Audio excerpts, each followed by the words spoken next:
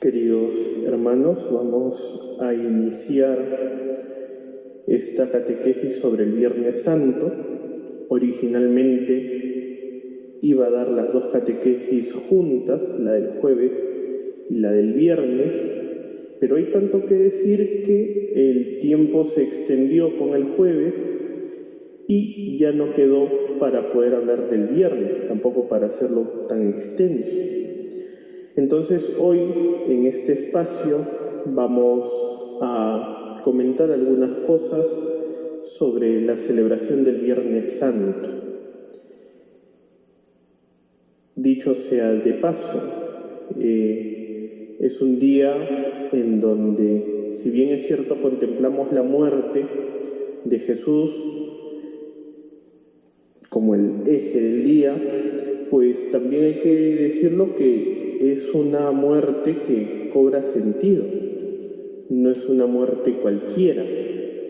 Muchos, en estas circunstancias en las que estamos todos implicados, pues podemos mirar la muerte como un momento de angustia, y no es así. De hecho, aquí en la parroquia en la que estoy, es muy común que cuando alguien fallece se celebre el funeral, ¿no? Lo que se llama la misa del cuerpo presente. Y una cosa que no dejo de repetir es eso, que hay que mirar la muerte desde otra perspectiva.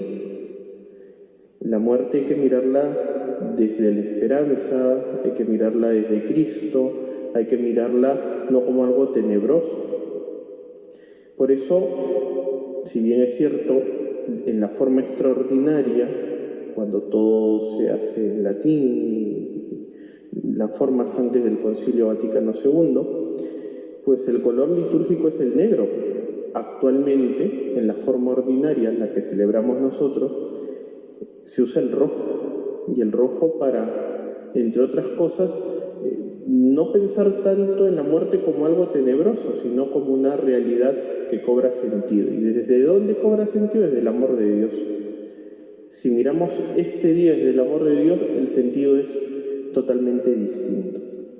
Pues bien, dicho esto, a modo de preámbulo, quisiera empezar leyendo un número de ese documento que ya he mencionado en varias ocasiones, ¿no? La carta circular sobre las fiestas pascuales, que dice: en este día en que ha sido inmolada nuestra víctima pascual Cristo, la Iglesia, meditando sobre la pasión de su Señor y Esposo y adorando la cruz, conmemora su nacimiento del costado de Cristo dormido en la cruz e intercede por la salvación de todo el mundo. Y quisiera seguir leyendo un parrafito de un libro que yo no sé si todavía lo publican. Yo creo que he tenido la suerte de encontrarlo hace varios años, que es para vivir la Semana Santa, de un famoso liturgista, José Antonio Abad, que tiene otros libros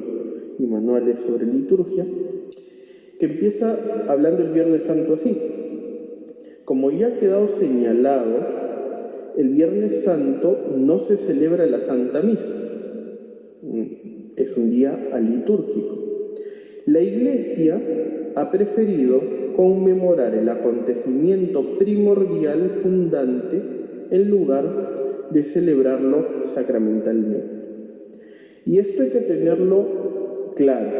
O sea, no vamos a llegar al misterio de la cruz y de la muerte de Cristo a través de la Eucaristía.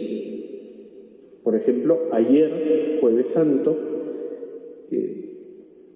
hablábamos de la anamnesis, ¿no? Del hoy, el aquí y ahora. Este es el cenáculo.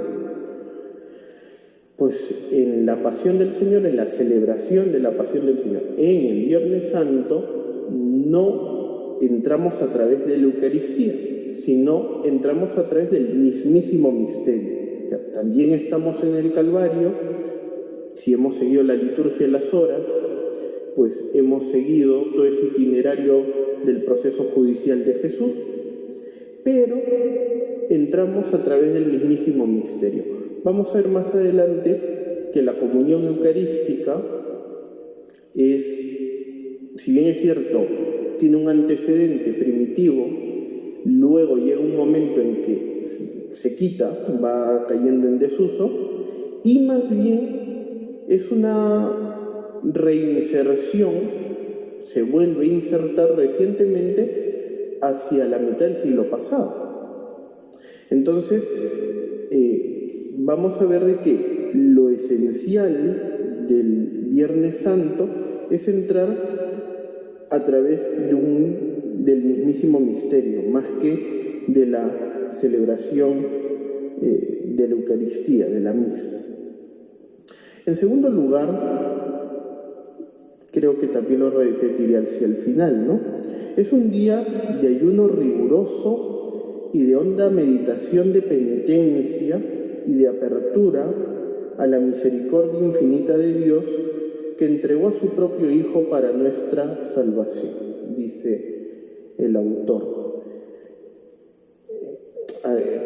En algunos ambientes se busca diluir la realidad del ayuno y de la abstinencia. Es verdad, podemos abstenernos de muchas cosas, pero hay que vivirlo con rigor, es uno de los mandamientos de la Iglesia.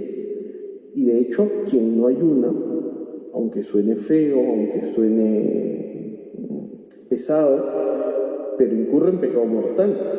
Entonces no es de que, bueno, vamos a ayunar en estos días pues de repente es divertido mirar el techo, vamos a ayunar a mirar el techo. No, o sea, es el ayuno de verdad, de dejar de comer, en la medida que las posibilidades lo permitan. Si bien es cierto, no es lo que se pretende decir aquí, pero me permito recordar las leyes, ¿no? La ley del ayuno es desde los 18 años hasta los 60. O sea, ahí hay que quitar comida. Y la ley de la abstinencia, o sea, además de la comida, otros gustos particulares, pues es a partir de los 14 años hasta el final de la vida. Entonces, son días para vivirlo, ¿no? Y hay que vivirlo sin diluirlo, sino vivirlo en toda su realidad. Basta pensar en Jesús. Después de la última cena, ¿qué cosa habría comido? Probablemente nada, porque ahí lo atrapan en el huerto de los olivos y después empieza todo el proceso judicial que se hace muy rapidito porque llegaba la Pascua y no querían quedarse con el cuerpo de Jesús, por lo tanto quedar impuros. Entonces, ¿qué comería Jesús? Yo creo que nada, ¿no? Entonces, no hay que tenerle miedo a eso, ¿no? Y el que no pueda, pues que ve en conciencia, ¿no? Cómo hace para rebajar, ¿no? el sacrificio. Y una última cosa que también dice el autor, que la liturgia de este día es austera y sobria, pero no exenta de majestad. Y vamos a ver, ya esto a modo de preámbulo lo digo, que la liturgia de este día no es una liturgia, como quien dice, como para quitarse el peso de encima, ¿no? Al contrario, bien vivida y bien celebrada, pues transparenta con nitidez el misterio de la pasión y la muerte de Jesús. Un último detalle de este preámbulo es que después de la pasión de la cruz, después de la pasión del Señor, el gesto de adoración se hace a la cruz. O sea, durante todo el año la adoración se le tributa a la Eucaristía, ¿no? Le hacemos genuflexión, nos arrodillamos delante de ella. Pero este día y mañana, hasta la vigilia pascual, pues la genuflexión se hace a la cruz. Si nos arrodillamos, lo hacemos adorando a la cruz. Si besamos adorando a la cruz. Porque el centro es ese misterio. No el yeso, no la madera, no la imagen, no el cuadro. Es el misterio lo que estamos contemplando. Pues bien, dicho esto, a modo de preámbulo, brevemente vamos a hablar de la historia. Desde la antigüedad, este es un día marcado por la muerte del Señor, ¿no? E históricamente ha habido una larga temporada marcada por el luto. Este día es alitúrgico, quiere decir que no hay misa.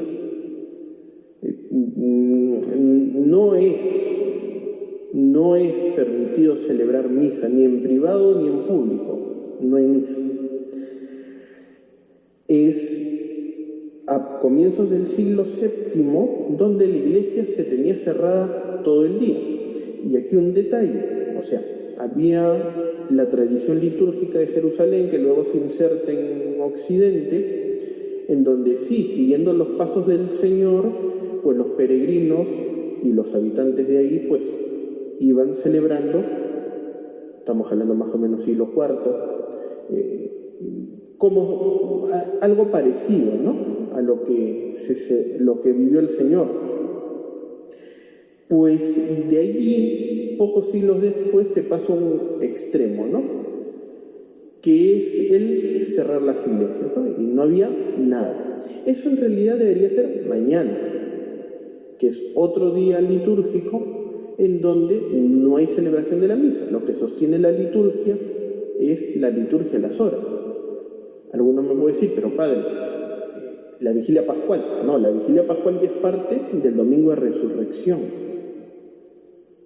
Pero hasta antes de la vigilia pascual estamos en el día sábado y no se hace nada. En algunos lugares, por ejemplo, celebran la vigilia pascual de madrugada y el sábado no se abre la iglesia para nada.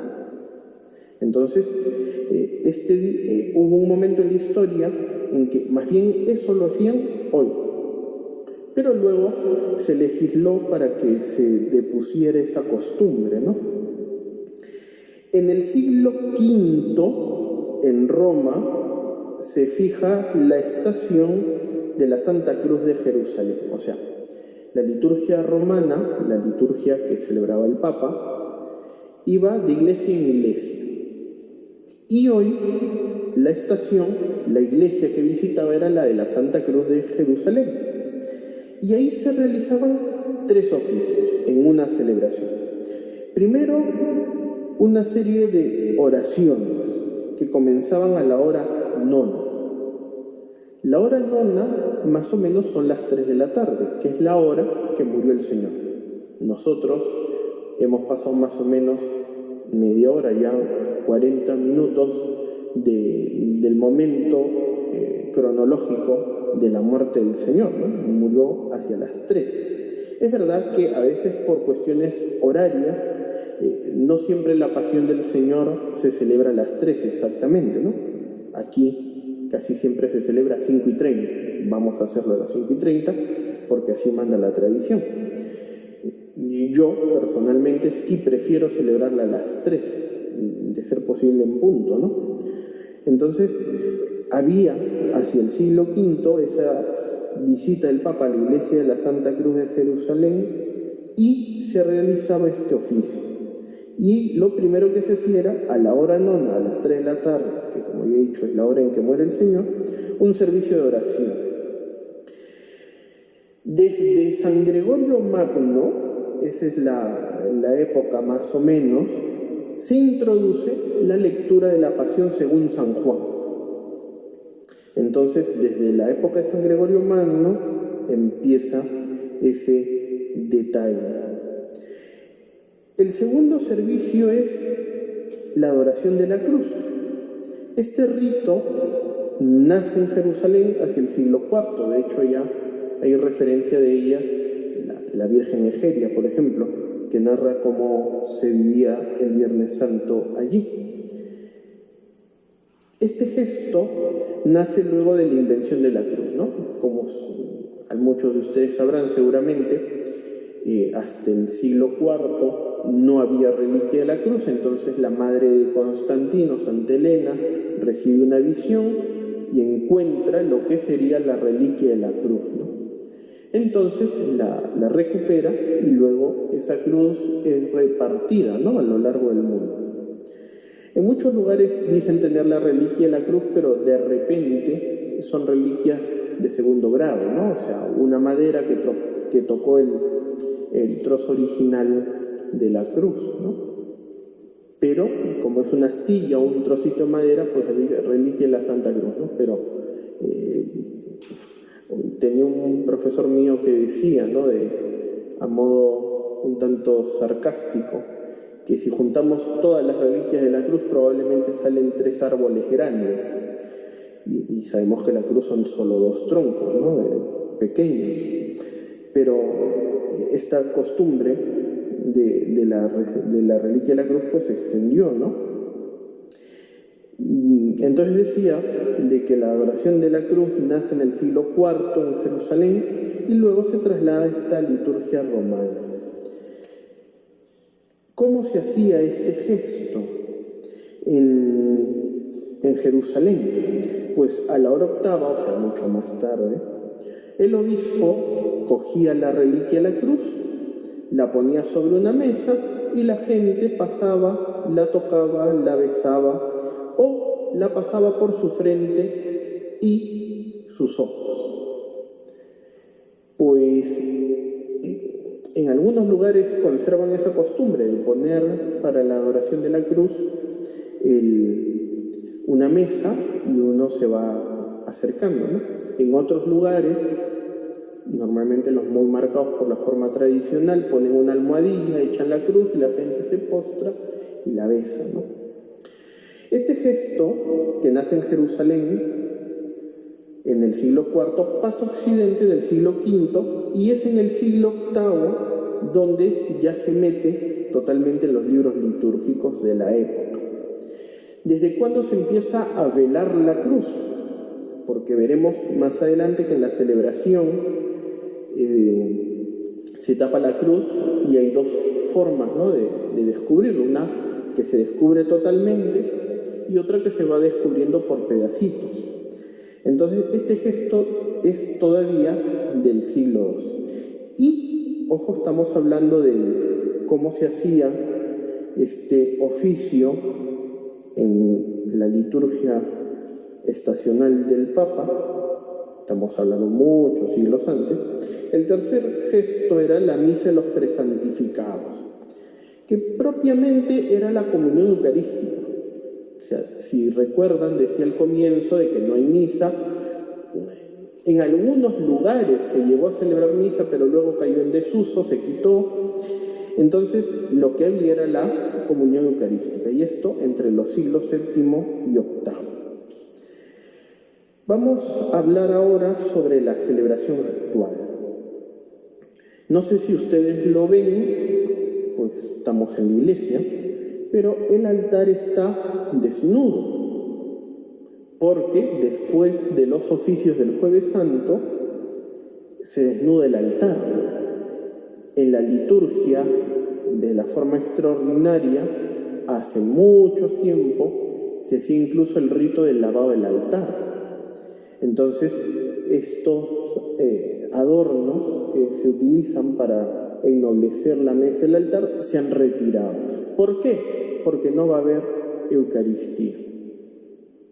Luego, en el oficio de la Pasión, lo veremos más adelante, se pone un mantel modesto, se pone la cruz, luego se ponen 2 velas, se saca la reserva, se comulga y cuando acabe el oficio se vuelve a guardar, se vuelve a desnudar el altar, ¿no? Entonces, es un día en que los gestos son elocuentes, ¿no? O sea, ahí está también la costumbre de cubrir las imágenes, solo que aquí por la coyuntura no se ha podido hacer. Incluso el altar que está pegado al retablo también está desnudo. O sea, la liturgia es bastante elocuente. Segundo, la hora de la pasión, de la celebración de la pasión, tiene que ser después de las 3 de la tarde, ¿no? Se recomienda no antes. Y con esto, lo mismo que decía en los días anteriores, este año es una excepción, y habrán muchas excepciones por la coyuntura, ¿no? Pero mientras se puede, después de las 3, se puede celebrar el oficio de la pasión del Señor. La Iglesia recomienda celebrar en este día el oficio de lecturas y las laudes con los fieles, ¿no? En muchos lugares, aquí por ejemplo, es costumbre rezar las laudes, ¿no? En este día, ¿no? Y lo hemos hecho así. Si ustedes miran los videos del día de hoy, pues lo primero que hemos hecho es las laudes, ¿no? Está prohibido celebrar cualquier sacramento, excepto la penitencia y la unción de enfermos. Pero también quisiera remarcar esa recomendación que decía ayer, ¿no? O sea, en lo posible hay que entrar en el misterio pascual confesado, ¿no? Aunque no está prohibido, pero se puede. Se puede llevar también la comunión a los enfermos a modo de viático, ¿no? O sea, quien tenga la urgencia de por ejemplo, un agonizante, ¿no? Y las circunstancias posibilitan el llevarle el viático, pues bien, se le lleva. Este día la Iglesia, siguiendo una antiquísima tradición, no celebra la Eucaristía y la comunión se distribuye solamente en la Pasión del Señor. El orden de la acción litúrgica de la Pasión del Señor, dice la Carta de las Fiestas Pascuales, como proviene de una antigua tradición, no debe ser modificado ni alterado en nada. Dice, ha de ser conservado con toda fidelidad, sin que nadie pueda arrogarse el derecho a introducir cambios. O sea, no es que, por ejemplo, hoy que no podemos celebrar con fieles, entonces decimos, bueno, vamos a quitar esto, vamos a quitar el otro. No se puede. De hecho, a diferencia del Domingo de Ramos, que sí se pueden omitir las lecturas previas a la Pasión, hoy no. O sea, así no haya gente, hay que leer todas las lecturas, incluida la Pasión. Pues bien, vamos a entrar ahora a explicar brevemente cómo va a ser la celebración. Pues la celebración, ya decía hace un momento, pues algunos elementos ya resultan elocuentes, por ejemplo el altar, pero en este día, en continuación con el oficio de la Cena del Señor, se ingresa en silencio. Ayer hemos terminado la Cena del Señor en silencio, ahora entramos en silencio, y el primer gesto es la postración. Los ministros ordenados entramos al presbiterio y nos postramos para recordar ese gesto de humillación, ¿no? Cristo se ha humillado hasta la muerte, y ese gesto lo que viene a recordarnos es que Cristo se sigue humillando, ¿no? Y que vamos a ver el alto grado de la humillación que hace por el amor a los hombres. En segundo lugar, otro gesto o detalle elocuente es el color litúrgico. Nos vestiremos como para la misa, y el color de los ornamentos será el color rojo, que como ustedes sabrán es color de sangre, ¿no? De martirio. Luego de esto viene una oración, y luego de la oración viene la liturgia de la palabra. En ella se leen las lecturas, como decía, sin modificación, o sea, las que están previstas para hoy. La primera lectura, que es de Isaías, que es una profecía con 800 años de anticipación de la pasión de Cristo. Luego se reza el Salmo 30, que recoge esa respuesta, ¿no? Padre, a tus manos encomiendo mi espíritu, que es lo que reza Jesús en la cruz. Luego viene la segunda lectura, que está tomada de la carta de los Hebreos, que es curioso. La carta de los Hebreos viene a declarar el sacerdocio de Cristo. Cristo socialmente no era sacerdote, o sea, hay que decirlo y no hay que escandalizarnos de ello. Como era vamos a decirlo así, ¿no? Era un personaje excepcional en la época, pero no era de la casta sacerdotal. Sin embargo, este sacrificio que va a realizar lo introduce en el más alto nivel de sacerdocio. La carta a los hebreos nos va a decir, ¿no? Mientras los sacerdotes tienen que estar todos los días para ofrecer sacrificios, primero por los suyos y además por lo de los demás, pues Cristo, con un solo sacrificio, pues ha superado todo eso.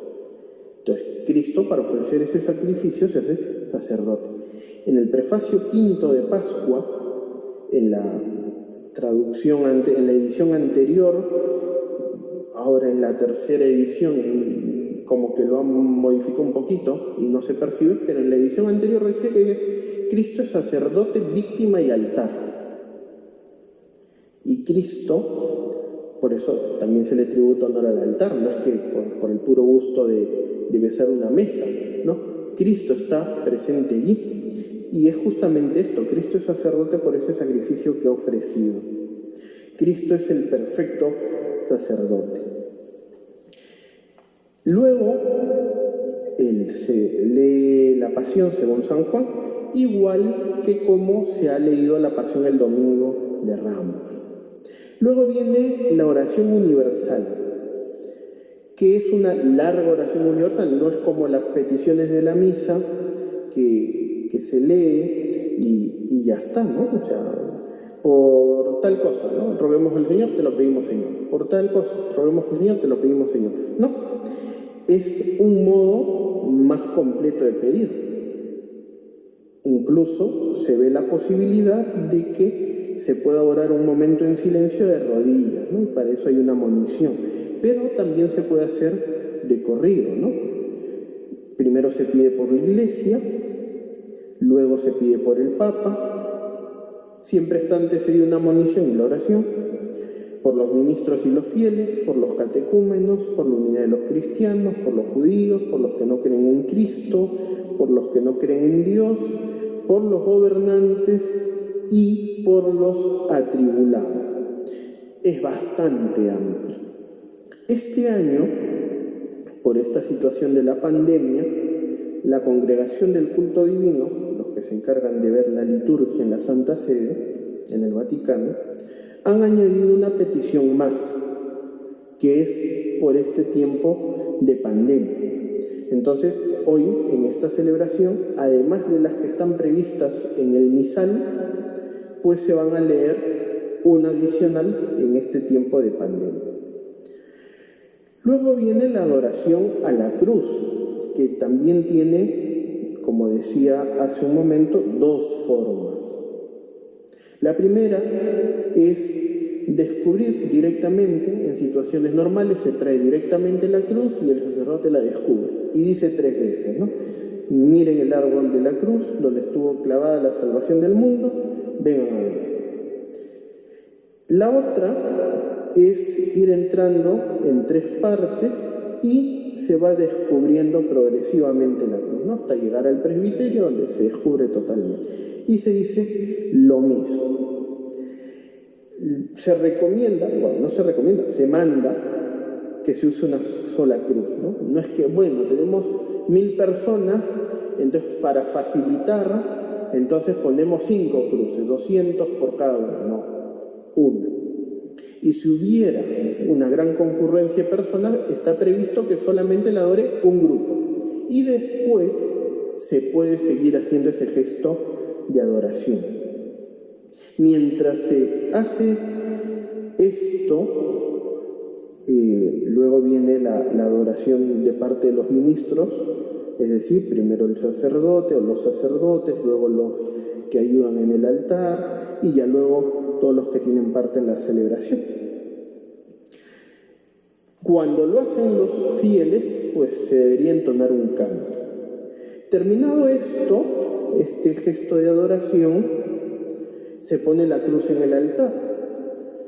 Como decía, el altar está desnudo y luego se pone un mantel y luego se colocan 2 velas, porque vamos a empezar la liturgia eucarística, pero se pide que la cruz se ponga en el altar. Entonces, luego de eso, se saca la reserva, Si estamos en circunstancias normales, desde el lugar de la reserva, ya he dicho que no se llama monumento, bueno, no lo digo yo, lo dicen los documentos de la iglesia, y se trae al altar, y empieza el Padre Nuestro, ¿no? Se hace una introducción, una monición, se reza el Padre Nuestro, a continuación el sacerdote hace una oración secreta, donde se prepara para la comunión, y después muestra la Eucaristía y comulga. Termina esto, se retira si quedara Eucaristía y dice una oración. Termina esa oración, hay una oración sobre el pueblo y acabó la celebración. Se retira así como entró, en silencio. Luego el altar se vuelve a desnudar en el momento oportuno. Desde ese momento hasta que empiece la vigilia pascual, como decía al comienzo, la genuflexión se hace a la cruz. En circunstancias normales el sagrario debería estar vacío, ¿no? Pues bien, me olvidaba de un detalle que puede complementar lo de la comunión. Dice pues que este desuso que hablaba al comienzo de la Edad Media, en 1955 es cuando Pío XII pide que se comulgue después de la adoración a la cruz, ¿no? Termina esto y se quita todo del altar y la cruz se deja en el espacio sagrado, ¿no?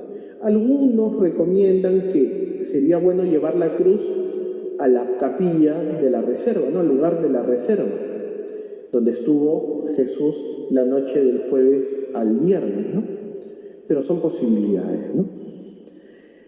Luego, para terminar por hoy, hay otras actividades posibles que se pueden, hasta diría deben realizar, ¿no? Por ejemplo, el rezo de la liturgia de las horas. Ya decía al comienzo de la explicación que es recomendable rezar el oficio de lectura, que hoy cobre ese matiz de la liturgia anterior, ¿no? Lo que se llamaba el oficio de tinieblas.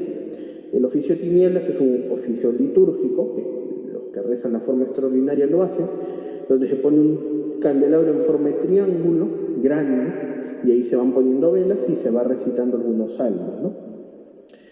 Luego está el Vía Crucis, que aquí lo hemos rezado antes, ¿no? Siguiendo más o menos la cronología que estila la parroquia. Están también las procesiones de la Pasión, el recuerdo de los dolores de la Santísima Virgen. Mañana, sábado, diremos una palabra sobre eso, ¿no? Y la presidencia de María en la Iglesia en este sábado santo,